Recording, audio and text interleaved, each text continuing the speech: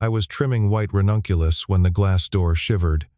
The brass bell my grandmother hung back when this shop was still a wooden stall at the farmer's market gave one dry chime. She stepped in, stood in the middle of the shop, hands folded. She asked if I still needed another hand for the flowers. Maybe it was the June light through the Bull Street window, or the gardenia in the air, or the way she looked at me a beat too long. I heard myself say, "Ma'am, the only position available is my girlfriend."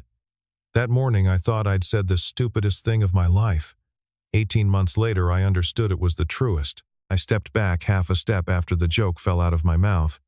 I was about to apologize when she cut me off, voice level and calm. "I'll take the trial anyway, if the offer still stands." I nodded. I pointed at the apron rolled under her arm without a word. She opened it and tied it around her waist, a motion so easy she had done it 100 times before. I noticed that. I did not understand why I noticed. Most people who put on a shop apron for the first time fumble the strings. She did not fumble. "My name is Isaiah Rowe. I am 34 years old. I grew up in Savannah, Georgia, between the smell of magnolia in May and the low sound of ship horns coming up from the river. I have been working with flowers since I was 13. I have never done anything else. I never wanted to." My grandmother was Mabel Rowe. She built the first flower stall at the Forsyth Farmers Market in '78, 14 years before I was born. By the time I was 13, I already knew how to strip thorns from a rose without cutting my thumb. She passed in 2012. She left me 3 things: the wooden stall, a cutting board carved with the letters M.R. by the tip of her paring knife, and one sentence I still say to myself at 7 a.m. every day when I open the door. "Don't arrange flowers for the person looking at flowers.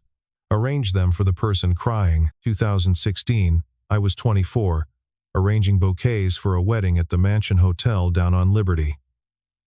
That is where I met a woman. She was the bride's cousin. She laughed loud. She talked a lot. She made me believe, for about 1.5 years, that a quiet man like me needed a loud woman like her to stay balanced. We married in 2017. She pushed me to open a bigger place on Bull Street, a real storefront, big glass, a hanging sign. I opened it. I signed the LLC papers with her name next to mine. That was the first mistake I ever made with a pen instead of a pair of shears. 2021. She moved to Miami with a man I had never met. There was no fight, no shared children. She never wanted them. And by that year I had stopped wanting them too. Just a divorce paper, a cash payment I gave her so she would sign the LLC waiver, and a new lock on the shop door. She did not read the waiver carefully before she signed.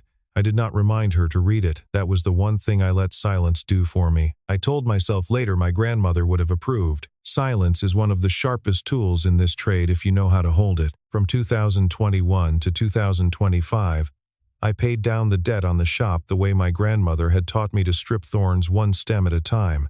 I stopped doing weddings. I only did funerals. When people asked me why, I said, "I don't believe in weddings anymore, but I still believe in funerals.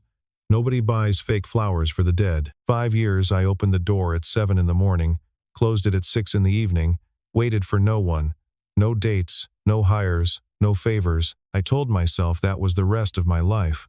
I almost believed it. Then that Tuesday morning came. June 2026, 9:14 a.m. I was building a funeral wreath for an old man who had passed at the Skidaway nursing home. I was not waiting on anyone. I had not posted a hiring sign anywhere in Savannah. But the bell rang and a woman walked in, stood in the middle of the shop, hands folded, and asked if I still needed another hand for the flowers. That night I lay on my back looking at the ceiling.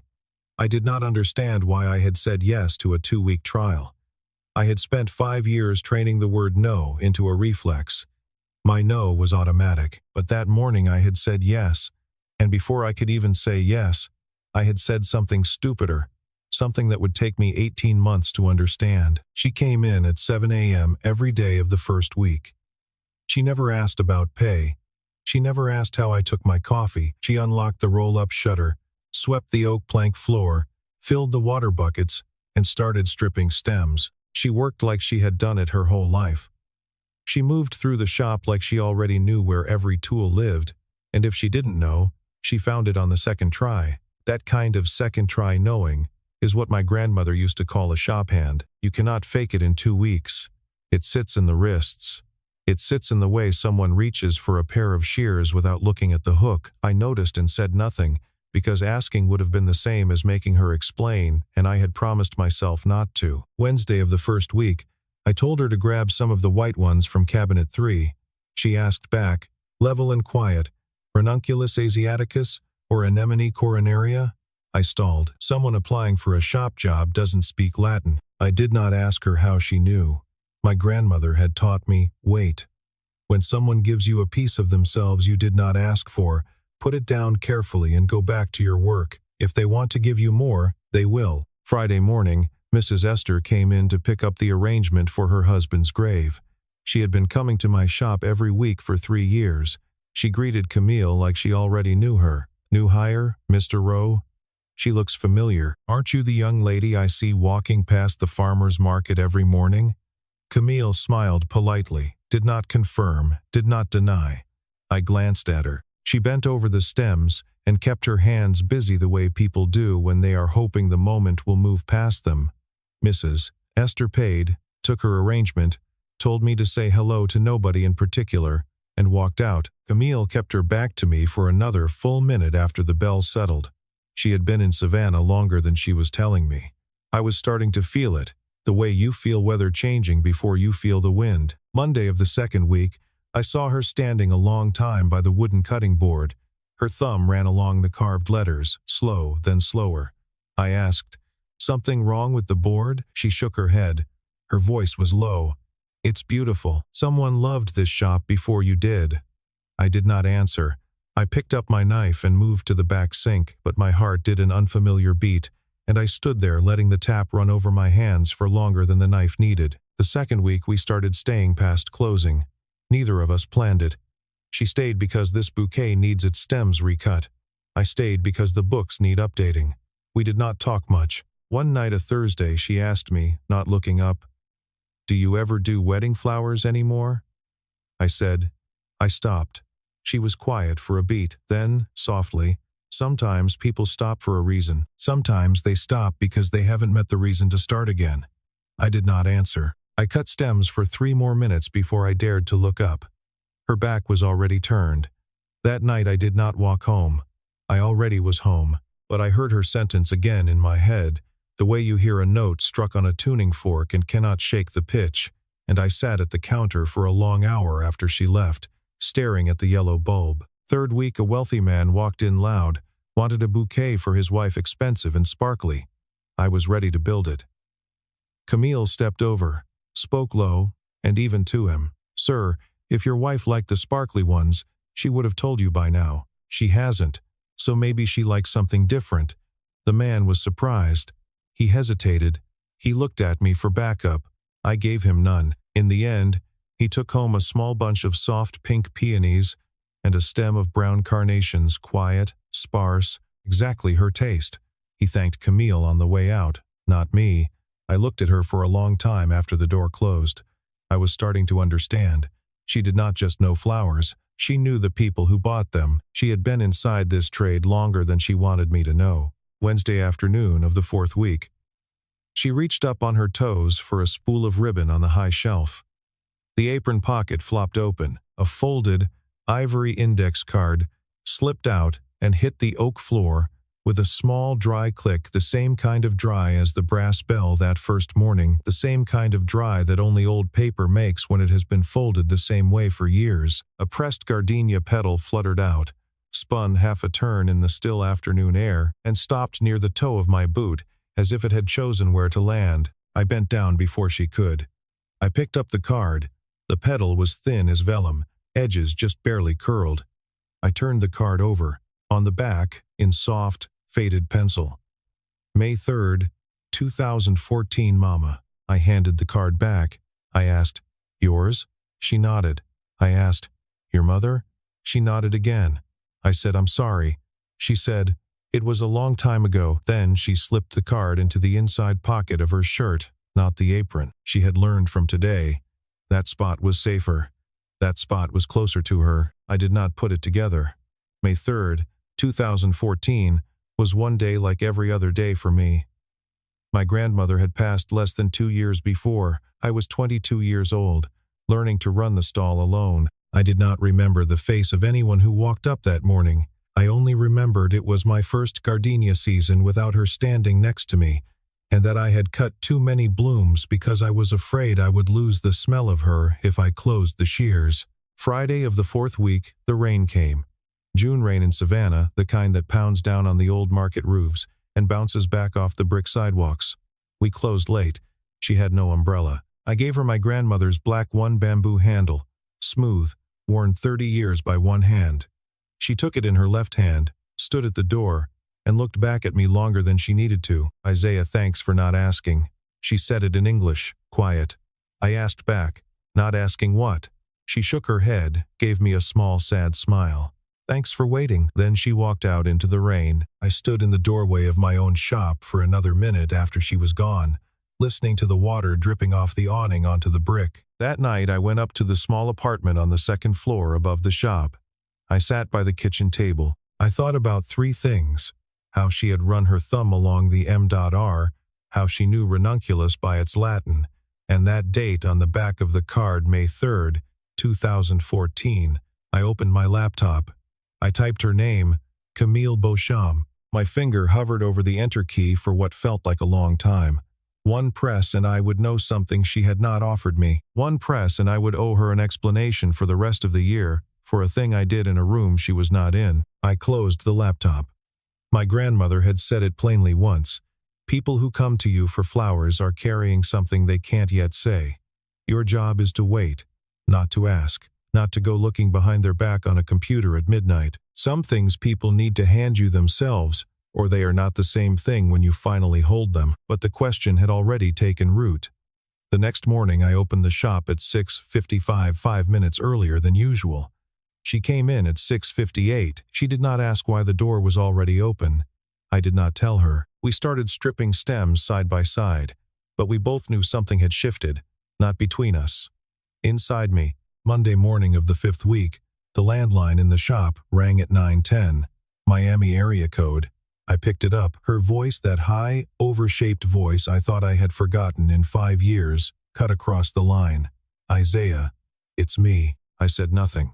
"I'm back in Savannah." "We need to talk," I asked. "Flat? About what?" "About the shop. And about that girl." I hung up. Camille was standing by the back sink, not turned around. But her shoulders had gone stiff. She had heard. Neither of us spoke for the next hour. The shop felt smaller than the day before. Friday afternoon, Whitney pushed the door open.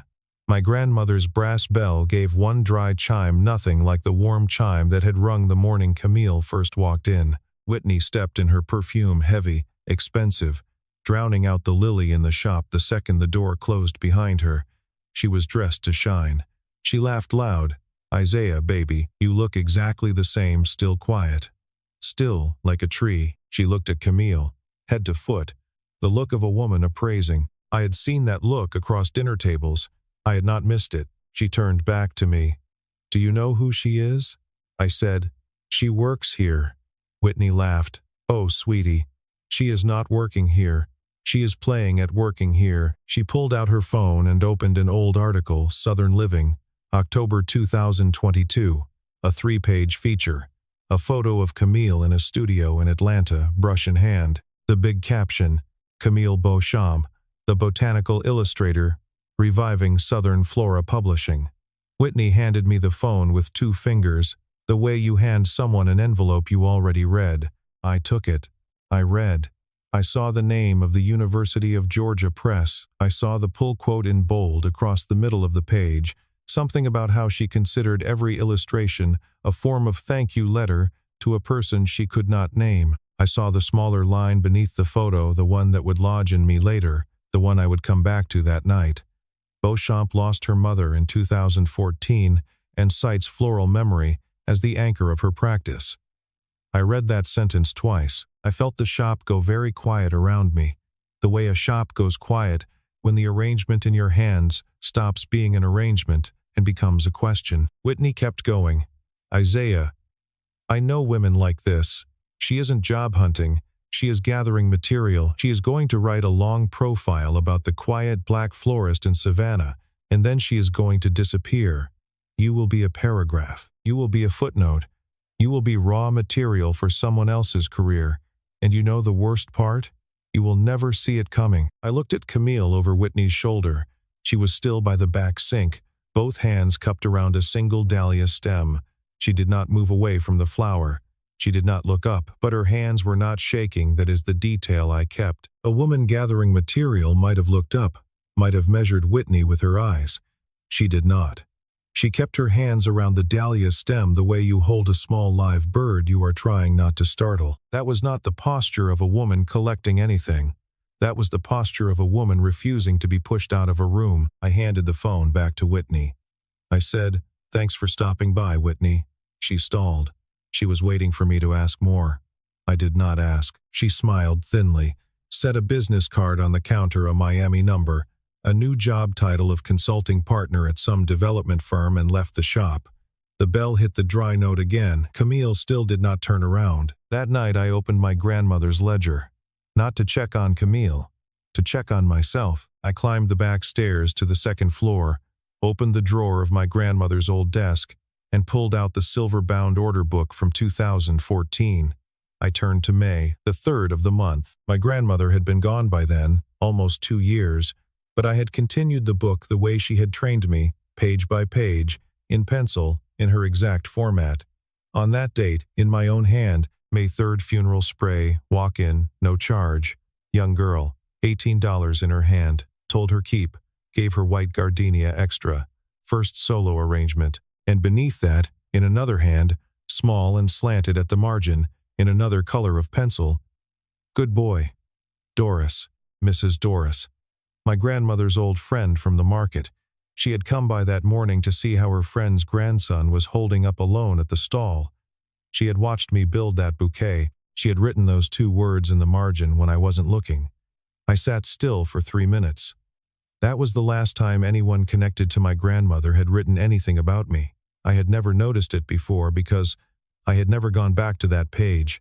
I had never had a reason to. Now I had a reason, and it was sitting downstairs holding a dahlia stem and refusing to look up. I pictured that dried gardenia petal in my head. I thought of the bouquet I had made that morning, carnations, white ranunculus, 1 extra gardenia stem I added because a girl was crying so quietly no one else in the market could hear her. I thought of the $18, damp and creased, that I had pushed back into her hand.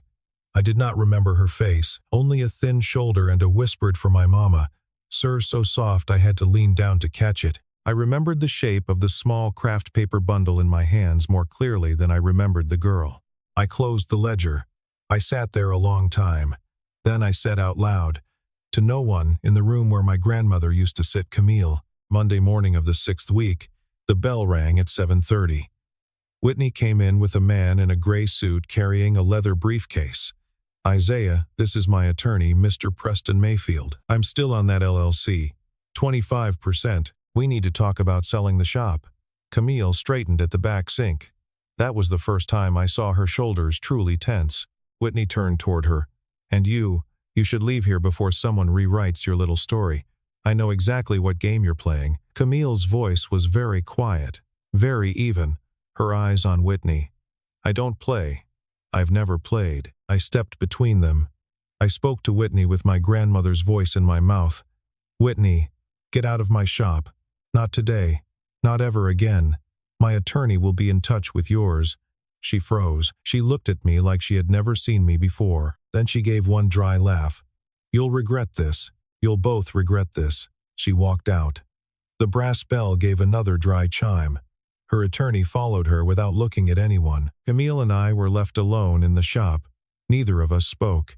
She set the dahlia stem down. She slipped her hand inside the front of her shirt and held the ivory card through the cloth. I could see the rectangle of it, faint under her fingertips. She said, not looking at me, "Isaiah, tonight, after we close, there's something I need to show you. 6 in the evening." I turned the closed sign on the door. I killed the 2 front lights and left only the yellow bulb over the counter. I poured 2 cups of coffee black, no sugar, the way we both took it. Camille laid down the last dahlia stem. She came to the counter, We stood on opposite sides of it. She placed the ivory card between us. She opened it. Under the yellow light, the pressed gardenia was smaller than I had remembered. Edges curled, the rim gone slightly brown from 12 years of sitting inside folded paper. She turned it over. May 3rd, 2014 Mama. The pencil was faded, worn thin by the hundreds of times her thumb had brushed the back of it over the years. Camille spoke slow, level, eyes on me. On May 3rd, 2014, my mother was buried at Bonaventure. Louise Beauchamp, ovarian cancer. She died 11 days before my 18th birthday. The insurance didn't cover it. The funeral didn't cover it either. I had $18 in my pocket. I walked to the Forsyth Farmers Market because I had heard there was a small flower stall run by an old woman named Mabel Rowe. She paused. But that morning it wasn't Mabel Rowe at the stall. It was a young man, 22 years old. He cut carnations, white ranunculus, added one branch of gardenia. He wrapped the paper by hand, not fancy paper, just craft. He never asked my name. He leaned down to catch me saying, "For my mama, sir," and pressed $10 back into my hand. He said, "Take this. Your mama needs the extra 10 more than my Till does." Then he turned away so I could cry without anyone watching. She looked at me. "That was you, Isaiah. I've kept this gardenia for 12 years. I sat down on the stool by the counter. I picked up the card. My fingers trembled one beat the first time in 5 years.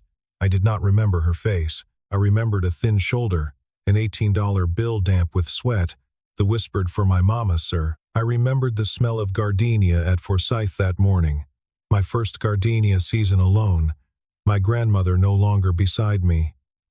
I remembered Mrs. Doris coming through later and writing "good boy" in the margin before I ever saw it. I remembered thinking that whole morning that my grandmother would have handled the girl better than I did, that she would have known the right thing to say. 12 years later, sitting in front of that girl grown, I understood I had done the only right thing available. I had not tried to say anything. I had just leaned down. Camille kept going, quieter now. I did not come here last month for material. Whitney was right about one thing: I have a name in illustration. But she was wrong about what matters more. 2023, I moved back to Savannah to care for my Aunt Delphine. She had dementia. She passed in February 2024. I stayed in her house alone through the rest of that year. Then one morning I started walking past your window. 402 days, I counted. I never had the courage to come in. I gave myself a cover story: I needed work. I had just ended an illustration contract. I needed steady local income. All of it was true. Not one line of it was invented, but the real reason was I wanted to know if you were still the man I remembered, the man who leaned down to hear an 18-year-old girl cry and gave her back $10. I hid my other work from you, not because I was ashamed, because if you knew who I was, you would arrange flowers for me the way you would for a client with a name. I wanted you to arrange them for me the way you had arranged them for a girl with $18. I wanted to see if that man was still in there. He is. You still are. I was quiet for a long time. The yellow counterlight, the coffee going cold in both cups, the dried gardenia between us. Finally I said, "Camille, I need time." She nodded. No argument. "I understand." She stood up. She took her coat, but not the card. She left it with me on the counter, face up, as if she were handing me the 12 years and letting me weigh them. I called her back at the door. "Camille." She turned. I said, "Tomorrow morning, 7. The shop will be open. If you come, the door will be open. If you don't, I understand." She stood at the door for one breath. She did not turn back, only nodded, then walked out. The brass bell gave one chime, this one warm. I did not sleep that night. I sat upstairs holding the ivory card. I thought about 12 years. I thought about how a person could keep a dried petal that long enough to move cities, lose a mother, lose an aunt, and walk past my window 402 days before daring to knock. I thought about what my grandmother had taught me. Arrange for the person crying. She had never taught me what to do 12 years later, when the person who cried came back and was no longer crying. Tuesday morning, 6:55. I opened the shop. I did not know if she would come. I stood at the counter. I poured a cup of coffee. I set it beside her usual spot. 6:58. The bell rang. She stepped in. She said nothing. She tied her apron. She rolled up her sleeves. She started stripping stems. I slid the coffee cup toward her without a word. That was my answer. 2 weeks after that night, my attorney Marcus Beaumont, who had worked for my grandmother back when she still ran the stall, called me into his office on Whitaker. He set 2 folders on his desk. Isaiah, Whitney's waiver from 2021. She notarized it in Miami-Dade County. She took your cash payment. The waiver is valid on every page. She has no legal claim on the LLC anymore. Her attorney knows it too. She came to your shop to scare you, not to sue you. Send her home. I signed a confirmation that nothing on the LLC would change. Marcus mailed a formal letter to Mr. Preston Mayfield the next morning, certified. 3 days later, Mr. Mayfield's office called Marcus back to confirm receipt and to say the matter was concluded on their end. 3 days after that, Whitney left Savannah for Miami. I never saw her again. It closed. No courtroom drama, no big scene, no last speech at the door. My grandmother had been right. Time is the best pair of shears there is, and it does its cutting whether you help it or not. 1 month after the confession, Camille was still coming in at 7658. Exactly. I still poured coffee. We started talking more, but slowly. About my grandmother, about her mother Louise, about Bonaventure Cemetery and the Oak Alleys, about the Forsyth stall and the years my grandmother worked it alone before I was old enough to help. I did not take her hand. She did not rest her head on my shoulder. Just coffee at 7 and a goodbye at 6 in the evening. That was already more than I had let anyone give me in 5 years. One evening in August I asked her, quietly, while she was retying her apron string, "Camille, would you have dinner with me?" "Not here."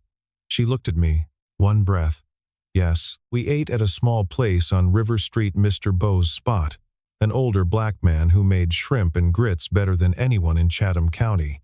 We sat out on the porch. The Savannah River moved slow underneath, brown and patient. Camille told me about her mother, an elementary school teacher, who taught literature and died at 42. I told her about my grandmother, how she taught me to strip thorns from a rose the first time, my hand bleeding, and she did not comfort me. She just said, "Blood is tuition. Every trade collects." We did not talk about flowers. Not once. I walked her back to her apartment door, a small place on Jones Street, 4 blocks from the shop. I bent down and kissed her forehead. Not the mouth. Not yet. She placed her palm against my cheek for one breath, then went inside. I stood on the sidewalk under the gaslight until I heard the lock click. Then I walked home the long way. 6 months later, December 2026. I re-signed the LLC papers. The name on the record was no longer Rowe and Cade. It was Rowe and Beauchamp, not because she was my girlfriend, because she was my partner. We still had not said the word love. We used the word still here, and for both of us that was more accurate. Camille had started a series of her own botanical illustrations of the flowers of Savannah: gardenia, magnolia, carnation, ranunculus, dahlia, the climbing roses on the brick walls of the historic district. Camellia. She named the series Louise and Mabel, her mother, my grandmother. 2 women who had never met, standing together on the same page because of one morning, May 3, 2014. One Saturday afternoon in September, Camille came into the shop with a small wooden frame UV glass, sized exactly for the ivory index card. She set the pressed gardenia and the card inside, together, so the pencil date faced out. She hung it on the wall behind the counter, next to the M.R. board. She never explained it to customers. If anyone noticed and asked, she smiled and gave the same one-line answer, a promise someone kept without knowing. November. Tuesday morning, I was arranging a funeral wreath. She was next to me stripping stems. She said, without looking up, "Isaiah, do you think someone can love a person for 12 years without ever seeing them again?" I answered, without looking up either, my hands still moving over the wreath. "I think they can, and the opposite is true too. Some people meet someone for a year and walk their whole life without ever leaving them." She was quiet. Then she laid her hand on top of mine, soft, one breath. Short enough not to be a promise, long enough not to be an accident. It was the first time. 18 months after she first walked into my shop, December 2027. We got married at Forsyth Park, under the live oaks and the hanging moss. Small wedding. 14 people. Mrs. Esther came in her Sunday coat and sat in the front row with her hands folded in her lap the way she used to sit at her husband's grave. Marcus came, still in the suit he wore to my grandmother's funeral 15 years earlier. Mr. Beau brought a covered pot of shrimp and grits from River Street and set it on a folding table under the biggest oak. No band, just the wind moving through the Spanish moss, and a small church choir from the AME congregation on Habersham Street singing 4 verses of Amazing Grace. 4 verses, no more. Camille had asked for that number specifically. Camille's bouquet was not big, not sparkly, just carnations, white ranunculus, and 1 stem of gardenia, the same bouquet I had made for her mother 12 years earlier, made again for her, by the same hands, on the same board, with the same shears. She carried it 30 steps under the oaks. When she reached me, she said, "Quiet, only for me, 12 years and 18 months, Isaiah. That's how long I've been walking toward you," I answered. And I was walking too. I didn't know I was walking, but I never turned around. I kissed her for the first time under the moss in December. The moss moved slow in the wind. No one clapped right away. 3 seconds of silence. Then Mrs. Esther cried first, and after her, the small choir started the last verse over again. Unprompted, we came back to the shop after the ceremony, yellow light over the counter.